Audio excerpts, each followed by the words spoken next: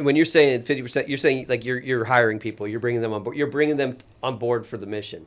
But really, it was your vision, and so it was your mission to bring it to fruition. All right, there you go. Make a wrap. All right.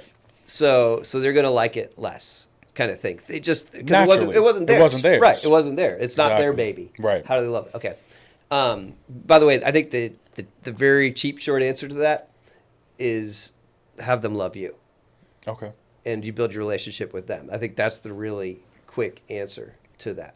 And because that you can decide. And so there's a lot of people who have helped me achieve or build things that, they were kind of excited about what I was really excited about, but they really liked working with me, or they really loved working with me. And that was the payoff. And to do that. And I could take care of that. I could hear their needs and what they were excited about and be able to help do that.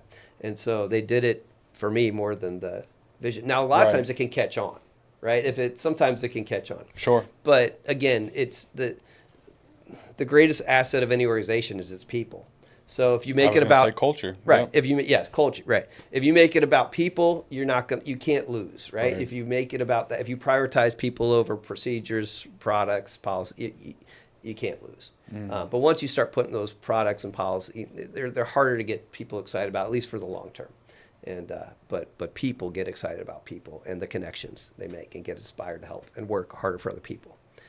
All right, I'll segue back then to blind potential. Yes. All right, so I'll see if I can connect this dot. So that book, that's my third book. I also have four. I'm working on my fifth right now.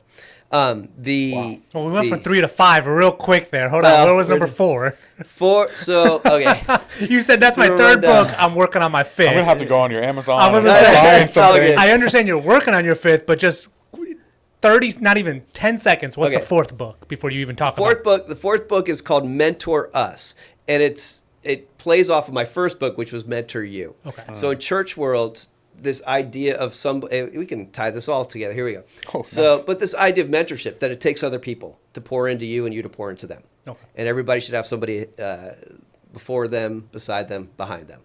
And the idea. So in your life, so when you look at those people do you have people who are before you, ahead of you, who are pouring into you? Do you have people beside you who you can, kind of hold each other accountable and cheer each other on? And then do you have those people behind you that you're pouring into? And so I did it I couldn't find a resource in the church, so we ended up creating one, learned how to publish it, which later, becomes all that stuff. And so that was Mentor You. And then at the church I was at, we built a wedding chapel, the idea to attract couples who want to get married, but we wanted to equip them for marriage. And so we pair them up with people in our church been married for a long time, and we had to create a resource. And so I took what we did in Mentor You and I created Mentor Us. And so these are couples mentoring couples. Gotcha. And built that. So that was the fourth book. Okay. And so if you're looking for something to help your marriage, Mentor Us is a great resource. The third book, Blind Potential, was, part of it was my journey, a little bit of my journey.